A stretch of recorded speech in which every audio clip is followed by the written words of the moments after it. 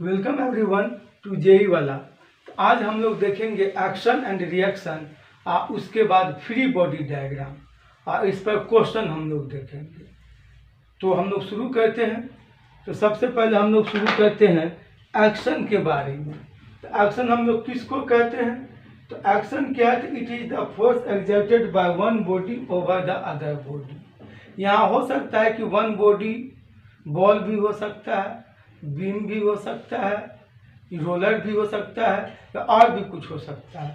Other body से यहाँ sense बन सकता है कि सपोर्ट भी हो सकता है या कोई दूसरे नेचर का बॉडी भी हो सकता है। जैसे अगर हम लोग डायग्राम से इसको समझने का कोशिश करें कि एक्शन क्या है, तो सपोज करो कि मेरे पास ये एक सरफेस या ज़मीन है, इस पर जो ये बॉल रखा हुआ है, तो इसका जो वेट जो वर्टिकली डाउनवर्ड लगेगा, तो ये weight will be the action due to the ball over this surface.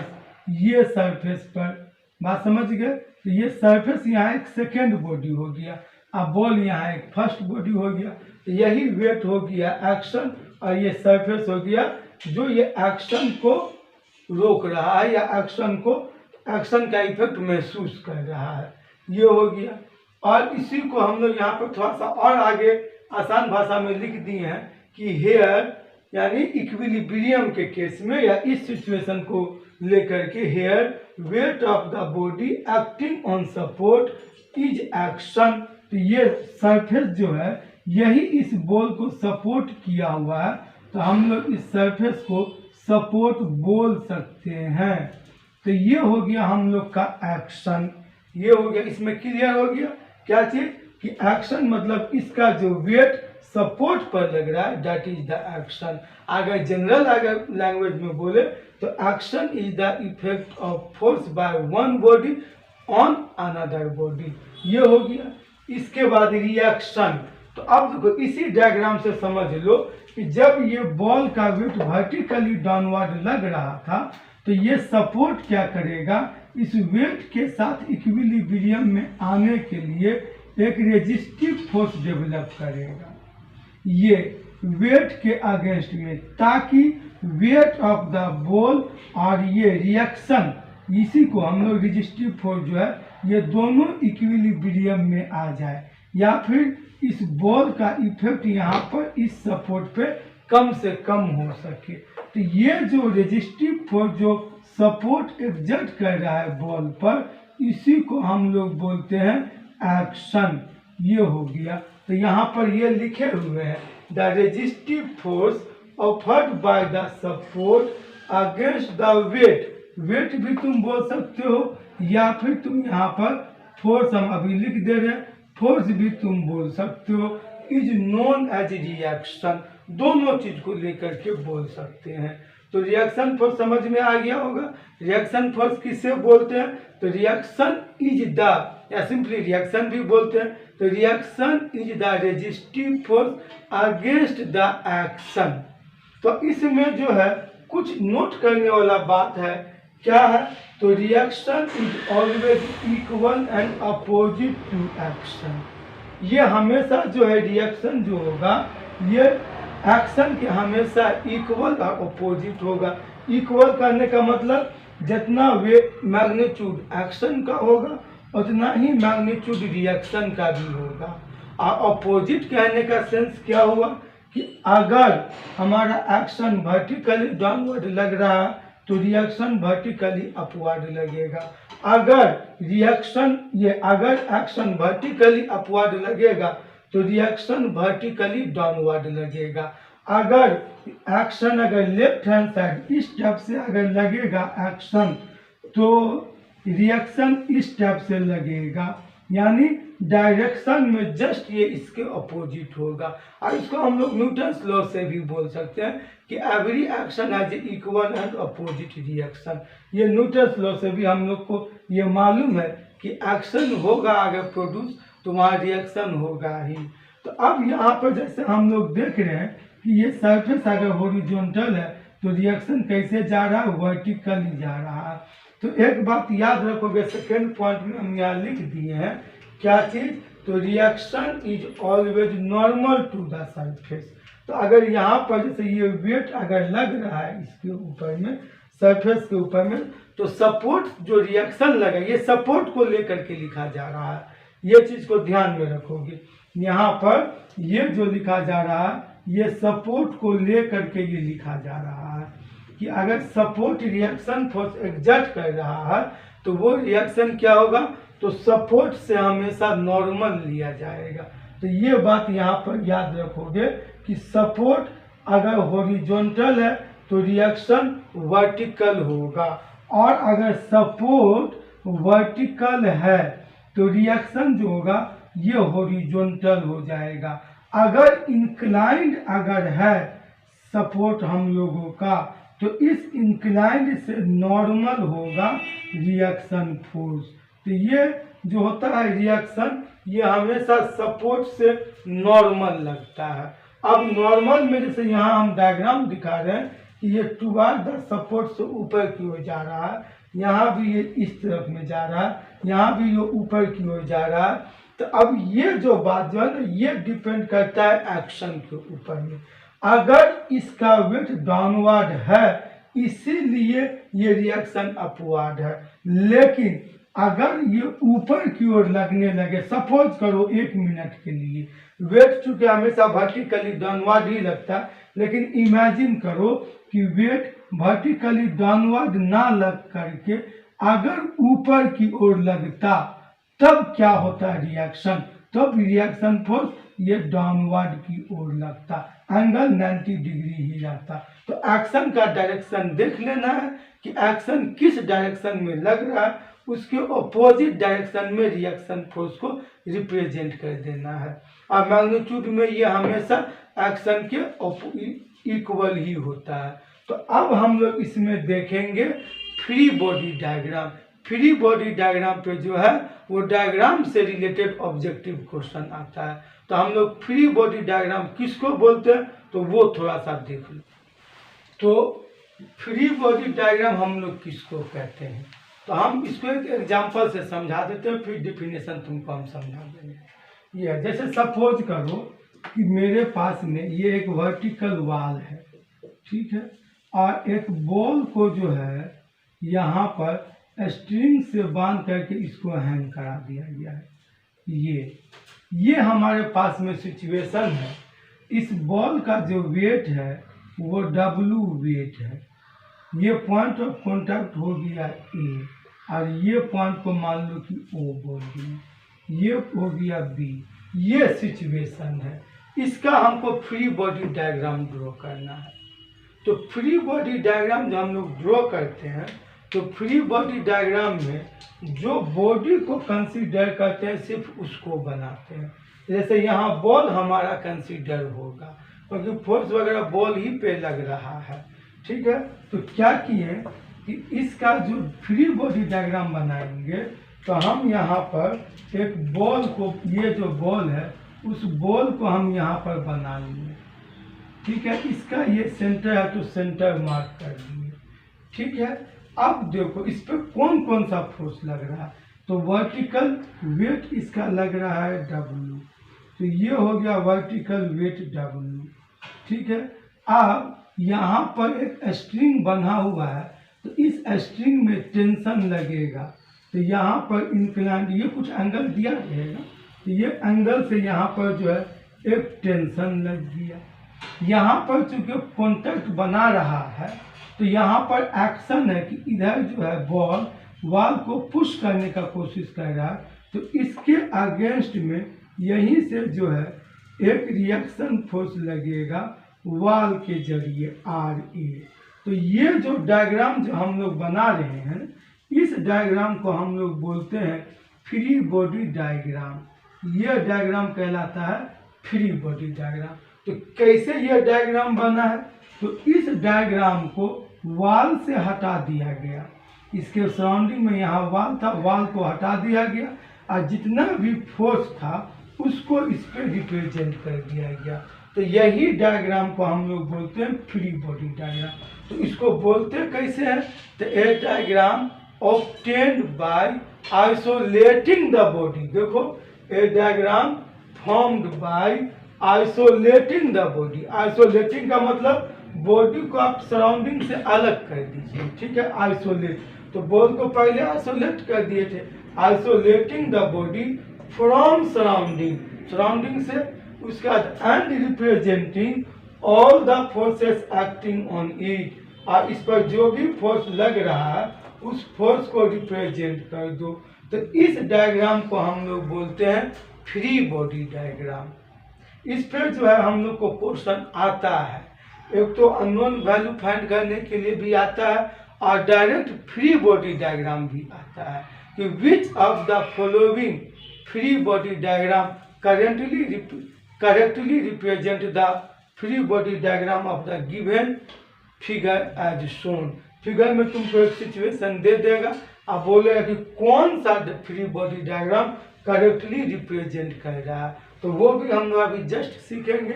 तो उसको हम लोग क्वेश्चन के साथ डील करेंगे। तो नेक्स्ट जो हम लोग का आएगा वो इसमें ये आएगा, ऑब्जेक्टिव क्वेश्चन आएगा। तो ये हम लोग का पहला क्वेश्चन है, which of the statement is या और correct? Action is always greater than reaction, action is always equal to reaction, action is always less than reaction, और तो हम लोग अभी जस्ट पढ़े हैं action is always equal to reaction, ये हमेशा इक्वल होता है, और ये लेस देन या ग्रेटर देन नहीं होता है, ये है। तो यहाँ पर जो है ऑप्शन बी हम लोग का करेक्ट है कि action and reaction is always equal. इसके बाद action and reaction are always in opposite direction, तो यहाँ पर डायरेक्शन से लेके पूछ रहा है, तो हम लोग ये भी देखे हैं और बताए भी थे कि एक्शन अगर डाउनवर्ड है तो रिएक्शन अपवर्ड है। तो इस हिसाब से ये स्टेटमेंट हम लोग का ट्रू है, तो ए ऑप्शन करेक्ट हो जाएगा। Free body diagram is A, अगला क्वेश्चन है, free body diagram is a diagram obtained by, A में दिया है isolating the body from surrounding, और बी में है isolating the body from surrounding and representing all the forces acting on it, और C में है बोथ ए एंड बी, और डी में है नन। तो हम लोग जस्ट अभी बात किए थे फ्री बॉडी डायग्राम पे कि ये वो डायग्राम है जिसको हम लोग सराउंडिंग से आइसोलेट करते हैं, और जो भी फोर्स उस पर एक्ट करता है उसको रिप्रेजेंट करते हैं। तो फोर्स प्लस आइसोलेट ये दोनों रहता है, तब हमारा फ्री बॉडी डायग्राम बनता है। तो इसका मतलब हुआ कि ऑप्शन बी जो है ये करेक्ट है, और ऑप्शन ए, सी और डी ये गलत है। नेक्स्ट क्वेश्चन अब हम लोग देखते हैं। तो अगला क्वेश्चन जो है ये है, the free body diagram of the ball as shown below. तो ये बॉल है, इसका वेट W है, और उसके बाद ये सिचुएशन है। तो हमसे पूछ रहा है इस बॉल का फ्री बॉडी डायग्राम ये गिवन में से कौन सा डायग्राम है। तो देखो ये ऑप्शन ए है, ऑप्शन बी है, ऑप्शन सी और डी में नन दे दिया है। तो हम लोग अगर इसका फ्री बॉडी डायग्राम ड्रॉ करेंगे तो कैसा ड्रॉ होगा, तो पहले ही बोला गया है कि आइसोलेटिंग द बॉडी, तो बॉल को आइसोलेट कर दिए, बॉल का वेट वर्टिकली डाउनवर्ड हो जाएगा, तो डाउनवर्ड बी पर ये सपोर्टेड है, तो यहाँ पर रिएक्शन फोर्स लगेगा, ठीक है। तो यहाँ एक रिएक्शन हुआ तो इसको R1, चूंकि ये इस दीवार में भी कॉन्टैक्ट बना रहा है तो यहाँ भी जो है ये रिएक्शन फोर्स लगेगा R2, इसको बोल दो ये C है। तो अब चूंकि ये वर्टिकल है तो ये हॉरिजॉन्टल लगेगा, ये हॉरिजॉन्टल है तो ये वर्टिकल लगेगा। तो ये डायग्राम हम लोग का फ्री बॉडी डायग्राम होगा। तो देखो ये डायग्राम से कौन सा डायग्राम मैच कर रहा है, तो ये बी नंबर का डायग्राम मैच कर रहा है, तो ऑप्शन बी जो है ये करेक्ट ऑप्शन होगा। अब इसके बाद का क्वेश्चन देखते हैं। तो ये क्वेश्चन जो है यहाँ पर दिया हुआ है, the free body diagram of a circular roller as shown below is, यानी ये जो है ये सर्कुलर रोलर है, इसका हम लोग से पूछ रहा है कि फ्री बॉडी डायग्राम क्या होगा। तो सबसे पहले हम लोग को क्या कर लेना होगा, एक सर्कुलर रोलर बना लेना होगा। तो बना लिए, ठीक है। यहाँ पर इसका वेट वर्टिकली डाउनवर्ड ऐसे दिखा दिए कि वेट वर्टिकली डाउनवर्ड है, सपोर्ट है चूँकि यहाँ पर, तो यहाँ रिएक्शन फोर्स लगना चाहिए। तुम चाहो तो उसमें भी बना सकते हो, यहाँ पर या यहाँ पे हम बना देते, इसी में बना देते हैं। ये रिएक्शन फोर्स हो गया, ये कोई रोप होगा या फिर रॉड होगा, तो इसमें टेंशन लगेगा, तो टेंशन लगेगा तो ये इधर फोर्स लग रहा है, तो मतलब ये इधर खींचेगा, ये टेंशन ये है। इसके बाद यहाँ पर फोर्स लग रहा है, तो ये एफ फोर्स यहाँ रिप्रेजेंट कर दिए।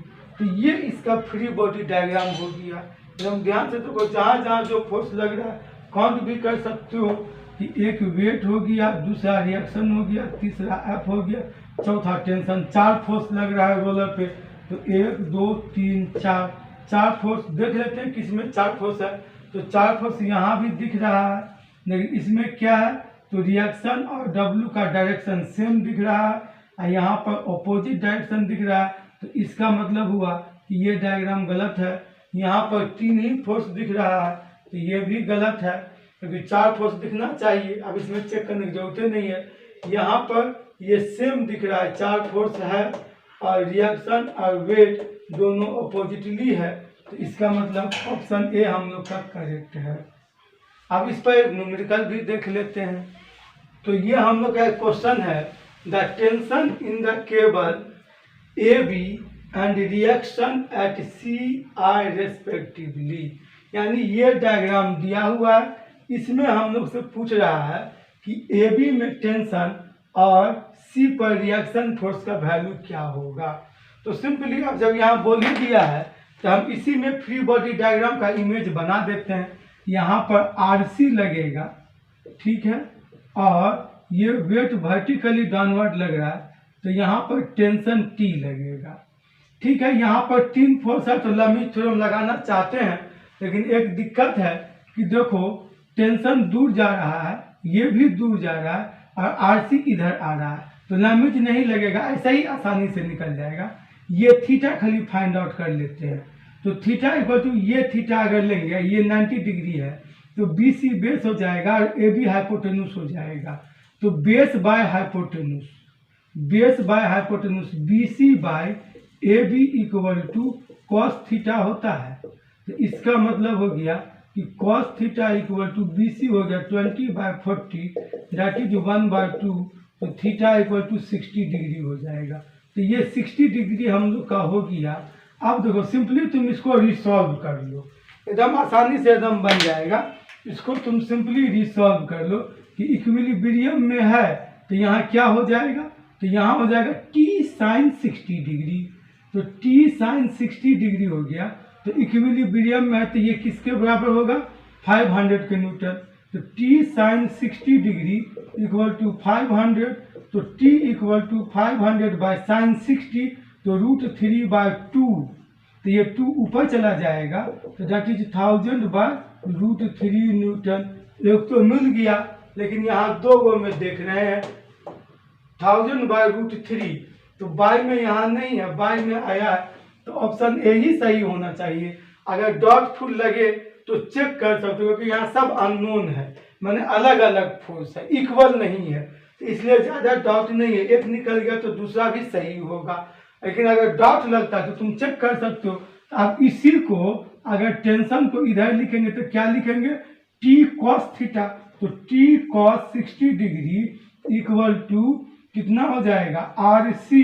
तो टी का वैल्यू लिख दो 1000 बाय √3 और कॉस 60 1/2, तो 500। तो R C equal to 500 newton by √3 या 500 बाय √3। इस टाइप से हम लोग जो है इसको बना सकते हैं। अगर बहुत डाउट होने लगे तो सिंपली या ऐसे अगर नहीं दे कि आरसी निकालिए या केबल में टेंशन निकालिए, सिंपली तुमको बोल दे कि मान लो रिएक्शन निकालने के लिए, तो तुम फ्री बॉडी डायग्राम बना के भी निकाल सकते हो। अदरवाइज नहीं तो डायग्राम का हेल्प करके इसमें से भी बना सकते हो। ये छोटा सा ऑब्जेक्टिव क्वेश्चन रहता है इस टाइप से, न्यूमेरिकल रोलर को लेकर के रहेगा, तुमको इससे रह सकता है। तो 1-2 न्यूमेरिकल भी इस टाइप से बनाना है, क्योंकि यहाँ सपोर्ट और रिएक्शन पे इस टाइप का न्यूमेरिकल तुम लोग को रेगुलर पूछा भी जाता है। तो थोड़ा सा कैलकुलेशन को फास्ट करना है सिंपल 1 लाइन 2 लाइन का यहाँ कैलकुलेशन है, अधिकतर कैलकुलेशन ओरली ही हम लोग कर लेते हैं। तो अब हम लोग जो शुरू करेंगे that will be support and reaction. तो हम लोग जो है रिएक्शन के बारे में तो पढ़े ही हैं, अब हम लोग देख लेते हैं जैसे सपोर्ट एंड रिएक्शन हम लोग बोल रहे थे। तो सपोर्ट कितने टाइप का होता है ये बचा हुआ था, और इस टाइप में जो है रिएक्शन फोर्स कैसे कैसे लगता है वो हम लोग को बेसिकली इसमें देखना है। तो यहाँ हम टाइप्स ऑफ सपोर्ट का नाम सिर्फ लिख दिए हैं, इसको 1 बाय 1 हम लोग समझ लेते हैं। क्योंकि बीम में अगर रिएक्शन फोर्स निकालने पूछ देगा, बीम चूंकि जनरल इंजीनियरिंग मैकेनिक्स में एक इम्पोर्टेंट टॉपिक रहता है, रेयरली पूछा जाता है लेकिन इस पर सवाल रह जाता है। तो आने से दिक्कत ना हो तो इसलिए हम लोग थोड़ा सा ऑब्जेक्टिव भी देख लेंगे। लेकिन जब भी हम लोग बीम पे अगर डील करते हैं तो रिएक्शन फोर्स उसके सपोर्ट के ऊपर में डिपेंड करता है। तो ये टॉपिक लाने का मेरा मेन इंटेंशन है कि तुम लोग सब जो हो तो सपोर्ट कैसे रिएक्शन फोर्स लगाता है, 1 होगा कि 2 होगा कि 3 होगा, या वर्टिकल होगा या हॉरिजॉन्टल होगा, कैसे लगेगा, इससे तुम लोग फैमिलियर हो जाओ, ताकि जब फ्री बॉडी डायग्राम तुम बीम का बनाओ तो उसमें रिएक्शन फोर्स को गलत रिप्रेजेंट ना करो। तो देखो सबसे पहला जो हम लोग का टाइप है वो सिंपल सपोर्ट है। तो सिंपल सपोर्ट में क्या होता है, तो बीम जो है या बॉडी जो है वो फ्रीली रेस्ट करता है और किसी भी तरह का बॉडी में अटैचमेंट नहीं रहता है। ये हो गया सिंपल सपोर्ट, ये यानी सिर्फ इसके ऊपर में रख दिया गया है, किसी भी तरह से अटैचमेंट नहीं है। ये सिंपल सपोर्ट हो गया 1 और 2, ठीक है। 1 भी हो सकता है, 2 भी हो सकता है, मेंबर पे डिपेंड करता है और देने पर डिपेंड करता है। बीम है तो 2 सपोर्ट देंगे तभी बीम रुकेगा। अगर फिक्स्ड बीम रहता है तो कैंटिलीवर में अगर जाते हैं तो 1 सपोर्ट में भी वो टिक जाता है, ये चीज़ है। लेकिन इस टाइप का बीम जनरली 2 सपोर्ट लेता ही है। तो ये हम लोग का सिंपल सपोर्ट है, सिर्फ रखा हुआ है। बात को सुन लो, इफ द मेंबर या body freely rest on the support, अगर फ्रीली रेस्ट, थोड़ा सा बात लिख देते हैं, फ्रीली रेस्ट, अगर फ्रीली रेस्ट कर रहा है तब हम लोग बोलते हैं क्या चीज़ की सिंपल सपोर्ट है। इसमें रिएक्शन फोर्स कैसे होगा, तो रिएक्शन फोर्स जो इसमें होगा वो वर्टिकल होगा। अगर ये ए है तो आर ए यहाँ पर लगेगा, और अगर ये पॉइंट अगर बी है तो आर बी होगा। इस सपोर्ट को हम लोग एक और नाम से जानते हैं, क्या, तो knife edge support, KNIFE, knife edge support के नाम से भी हम लोग इसको जानते हैं। ये हो गया सिंपल सपोर्ट। रोलर सपोर्ट, तो रोलर सपोर्ट हम लोग किसको बोलेंगे, तो रोलर सपोर्ट जैसा नेम इंडिकेट कर रहा है, तो यहाँ पर रोलर लगा हुआ रहेगा, ये इस टाइप से रोलर, यहाँ पर रोलर लगा हुआ है, ये अगर रोलर है सपोर्ट में तभी ये रोलर सपोर्ट होगा, ये चीज़ है। अब इसमें जो अगर रिएक्शन फोर्स तुम देखोगे तो रिएक्शन फोर्स एक यहाँ लगेगा, आर ए सिर्फ वर्टिकल, और एक यहाँ लगेगा आर बी, ये भी vertical, normal to the surface, ये दोनों चारों नॉर्मल है रिएक्शन फोर्स। ये रोलर सपोर्ट, रोलर रहेगा, ये दिखेगा तब। अगर कभी कभी अगर मान लो कि ये अगर रोलर ऐसे इंक्लाइंड दे दे, ऐसे इंक्लाइंड दे दे, तो वर्टिकल नहीं देंगे हम लोग रिएक्शन फोर्स। रिएक्शन फोर्स ये रोलर से ऐसे इस लाइन से परपेंडिकुलर करके दोगे, ये चीज़ है। तो ये रोलर सपोर्ट में आ गया, ये हो गया। तो ये रोलर सपोर्ट में रोलर अटैच रहेगा। पिन और हिंज सपोर्ट, तो पिन और हिंज सपोर्ट ये इस टाइप से रहेगा, ये हो गया, और यहाँ पर बीच में एक पिन लगा हुआ रहेगा, ये हिंज सपोर्ट। इसमें अगर बोलोगे कि रिएक्शन फोर्स कैसे होगा, तो रिएक्शन फोर्स इसमें जो है वर्टिकल भी हो सकता है, हॉरिजॉन्टल भी हो सकता है और इंक्लाइंड भी हो सकता है। डिपेंड करेगा कि यहाँ पर फोर्स और इसका मोशन कैसे है, क्योंकि यहाँ पर पिन है तो ये ऐसे मूवमेंट कर सकता है, तो जनरली हम लोग इंक्लाइन ही दिखाते हैं, या नहीं तो हॉरिजॉन्टल वर्टिकल लेकर के चलते हैं। देखो तुम्हें सिचुएशन में कैसा है, अगर दो गो है तो रोटेट करेगा नहीं, जैसे अभी हम दोनों चीज बोल दिए। अगर मान लो इसी बीम को अगर इस टाइप से यहाँ भी अगर दे दिए, अब इसमें बोले रिएक्शन कैसा होगा, तो रिएक्शन तब इसमें वर्टिकल होगा, वर्टिकल होगा, क्योंकि इधर और इधर डिस्प्लेसमेंट होगा ही नहीं, नीचे भी नहीं होगा। और तो यहाँ पर भी इस टाइप से हो जाएगा और इसमें भी ऐसे भी हो जाएगा। ये इस टाइप से हम लोग का हो रहा है, क्योंकि मूवमेंट किधर किधर रुक रहा है। तो हॉरिजॉन्टल डायरेक्शन में भी मूवमेंट रुक रहा है, तो इधर भी रिएक्शन फोर्स लगेगा, मतलब कोई है जो रोक रहा है, और ये नीचे नहीं गिरा तो मतलब ऐसे भी है। अब अगर इस दोनों का रिजल्टेंट निकालोगे तो इंक्लाइंड हो जाएगा, ये भी इंक्लाइंड हो जाएगा। इसीलिए कहीं कहीं पे हम लोग को ये भी इसमें सुनने को मिल जाता है कि पिन सपोर्ट में जो है रिएक्शन फोर्स इंक्लाइंड लगता है, इस वजह से इंक्लाइंड भी हम लोग इसमें बोल सकते हैं। इसके बाद आ गए किसमें, smooth surface support. Smooth surface support, suppose कर लो कि हम लोग के पास में जमीन है, फ्लोर है, स्मूथ है, इस पे अगर कोई बॉडी अगर रेस्ट कर रहा है, जैसे ये बॉल है, रोलर है, या और भी कुछ है, तो इसको हम लोग बोलते हैं स्मूथ सरफेस। अब इसमें रिएक्शन फोर्स कैसा लगेगा, तो रिएक्शन फोर्स जो होगा इसमें ये इस टाइप से वर्टिकल डायरेक्शन में लगेगा। अगर ये सरफेस इंक्लाइंड हो गया तो इसी सरफेस से परपेंडिकुलर रिएक्शन फोर्स लगेगा। सपोज कर लो कि जैसे मान लो हम ऐसे दिए है सरफेस, एक सरफेस यहाँ पर ऐसे भी है। अब इस सरफेस में रिएक्शन फोर्स कैसे लग रहा है, तो इससे इस सरफेस से परपेंडिकुलर यहाँ पर रिएक्शन फोर्स लग रहा है, ये चीज है। तो हमेशा रिएक्शन फोर्स स्मूथ सरफेस से नॉर्मल में लगता है, ये हो गया। इसके बाद है फिक्स्ड सपोर्ट। तो फिक्स्ड सपोर्ट मतलब क्या हो गया, इसमें इनबिल्ट रहेगा।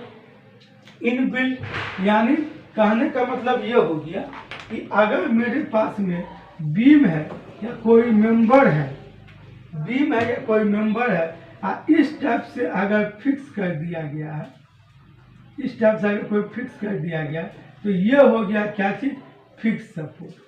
ये फिक्स सपोर्ट हो गया। इसमें अगर रिएक्शन फोर्स देखेंगे तो चूंकि इसका हॉरिजॉन्टल डायरेक्शन में भी डिस्प्लेसमेंट नहीं होगा, तो एक ऐसे लगेगा आर, और चूंकि ये नीचे भी नहीं गिरेगा तो एक ऐसे लगेगा आर।